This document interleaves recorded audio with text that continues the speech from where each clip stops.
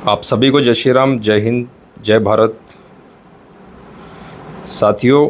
मैं हिमांशु जोशी, संस्थापक अध्यक्ष राष्ट्रीय सेवा संघ,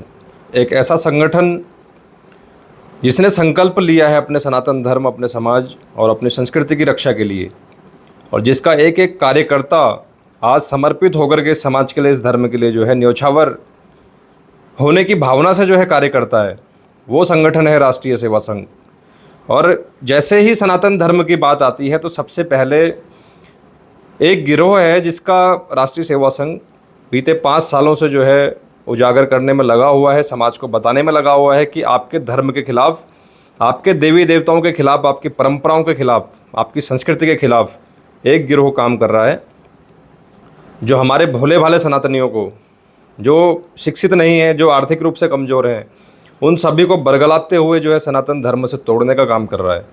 वो गिरोह है एक रामपाल के नाम से चलने वाला गिरोह। रामपाल एक कथित संत जो 2014 के एक बरवाला हत्याकांड में जो है उम्र कैद और देशद्रोह जैसे कई मुकदमों में आज जेल के सलाखों के पीछे हैं, और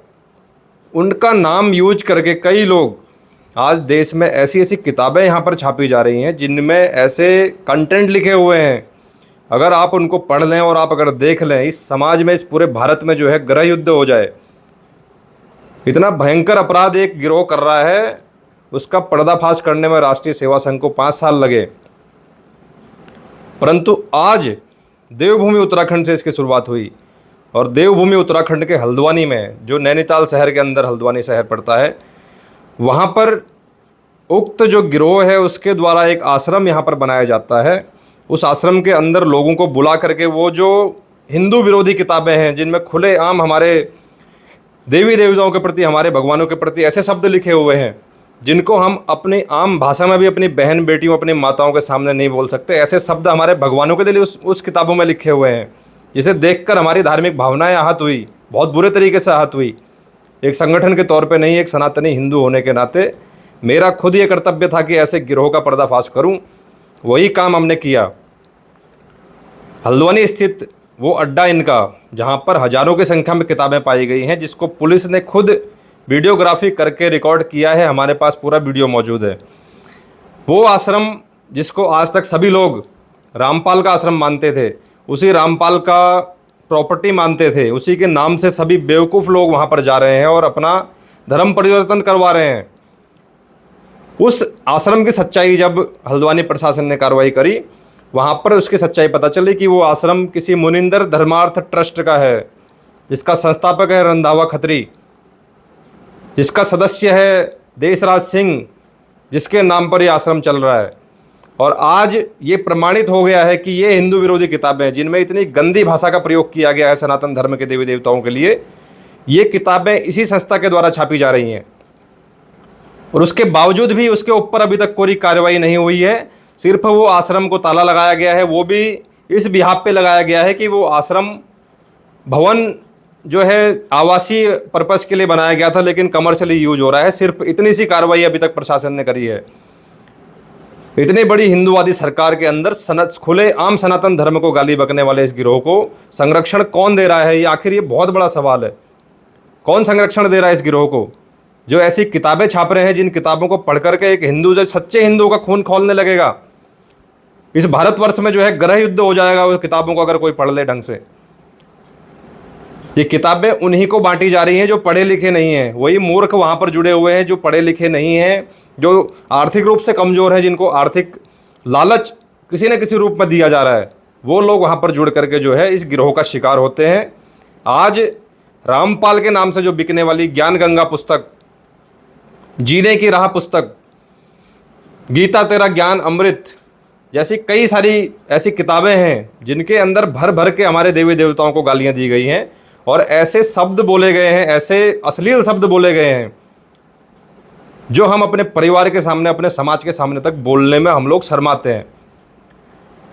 वैसे शब्द हमारे देवी देवताओं, हमारे भगवानों के लिए उस किताबों के अंदर लिखे हुए हैं, प्रमाण सहित मैंने दिखाया अपनी वीडियो में।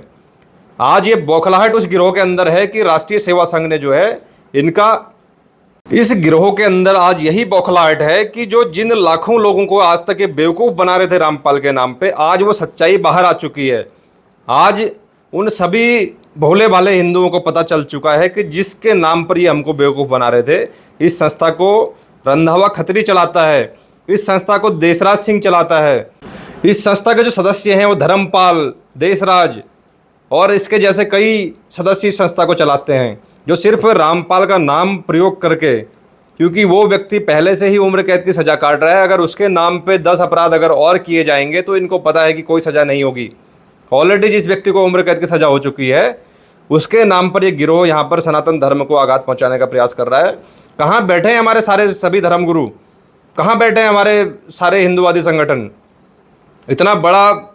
स्कैम आपके सामने सनातन धर्म के साथ चल रहा है, तो आपको खबर क्यों नहीं है? और खबर नहीं थी तो आज खबर आपके सभी तक पहुंच गई है। इस गिरोह का भंडाफोड़ करने के लिए राष्ट्रीय सेवा संघ के साथ कितने हिंदुवादी खड़े हैं, ये इस वीडियो के माध्यम से जो है पूरे भारतवर्ष से खबर पहुंचनी चाहिए। और इस गिरोह ने बौखलाहट के बाद, इनका हल्द्वानी स्थित जो आश्रम था वो बंद होने के बाद जगह जगह से मेरे खिलाफ, ये कभी एमपी में अपने जो भोले भाले जो लोग हैं जिनको इन्होंने अपने चंगुल में फंसा रखा है उनको आगे करके, कभी एमपी के किसी थाने में ये लोग तहरीर देते हैं, कभी गुड़गांव से नोटिस आ रहा है, कभी किसी जगह से आ रहा है, उन भोले भाले लोगों को ये बोला जा रहा है कि हमारे गुरुजी का ये अपमान कर रहा है। अरे मैं इस वीडियो के माध्यम से कह रहा हूँ, मैं रामपाल को छुड़वाने के लिए मैं आंदोलन करता हूँ पूरे भारत में। अगर तुम्हारी किसी की हैसियत है, तुम उस रामपाल के नाम पे संस्था को चला रहे हो, अगर तुम्हारी हैसियत है तो तुम ये अभियान चलाओ पूरे भारत में। सभी जितने उस संस्था से लोग जुड़े हुए हैं उनको इस बात के लिए धरने पे बैठाओ कि उनको जेल से छोड़ा जाए। क्यों नहीं करते हो तुम? सच्चाई सबके सामने आनी चाहिए, उस रामपाल को भी बाहर आना चाहिए जिसके नाम पर ये पूरा गिरोह चल रहा है। ये गिरोह की असलियत ये है, ये ट्रस्ट किसी और का ट्रस्ट है, सिर्फ फोटो और नाम जो है वो रामपाल का यूज किया जा रहा है, क्योंकि इस गिरोह को पता है कि जो व्यक्ति पहले से उम्र कैद की सज़ा काट रहा है उसको दोबारा से सज़ा तो होगी नहीं, चाहे उसके नाम पर 50 अपराध और कर दिए जाएं। इसी बात का फ़ायदा उठा करके ये सभी लोग रामपाल की फ़ोटो लगा करके किताबें, जो हिंदू विरोधी किताबें, जिन किताबों को पढ़ करके सच्चा हिंदू जो है इस देश में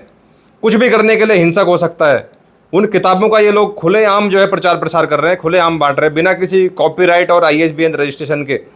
बिना किसी संस्था का उस किताब में नाम लिखे। लेकिन आज हल्द्वानी में जब इनके आश्रम के अंदर ये किताबें पाई गई हैं तो ये प्रमाणित हो गया है कि ये संस्था इन किताबों को छापती है, यही संस्था इन किताबों को पूरे भारत में बांटती है। मुनिंदर धर्मार्थ ट्रस्ट ही इन किताबों को छापता है, जिनमें हिंदू विरोधी, हमारे देवी देवताओं के लिए, हमारी धार्मिक परंपराओं के लिए, हमारे धार्मिक आस्थाओं को छोड़ने के लिए लोगों को प्रेरित किया जा रहा है, उनका धर्म परिवर्तन खुलेआम किया जा रहा है। ये किताबें पूरे भारत में कैसे छप रही हैं और कैसे बढ़ रही हैं? हरियाणा में बैठ के गिरोह जो है पूरे भारत में सनातन धर्म के प्रति इतना बड़ा षड्यंत्र कर रहा है, और आज हमारे देश की बड़ी बड़ी संस्थाएं, बड़े बड़े संगठन, पूरे भारत का जो कानून है, जो मंत्रालय है, वो ऐसे गिरोह को खुलेआम कैसे सनातन धर्म को आघात पहुंचाने के लिए छोड़ सकते हैं? एक गिरोह के वो लोग जो उन 28 लोगों में शामिल थे जो बरवाला हत्याकांड जिन्होंने करवाया, वो लोग आज खुलेआम बाहर घूम करके जगह जगह ऐसे आश्रम बना रहे हैं, सनातन धर्म को आघात पहुंचा रहे हैं। मैं इस वीडियो के माध्यम से भारत सरकार से निवेदन करता हूं, हर प्रदेश की सरकार से निवेदन करता हूं कि ऐसे गिरोह को अपने अपने प्रदेशों में बैन किया जाए, और भविष्य में पूरे भारतवर्ष से एक बहुत बड़ा आंदोलन इस गिरोह के विरुद्ध में राष्ट्रीय सेवा संघ खड़ा करेगा। जो सच्चा हिंदू होगा वो इस वीडियो को जरूर शेयर करेगा और इस अभियान से जुड़ेगा,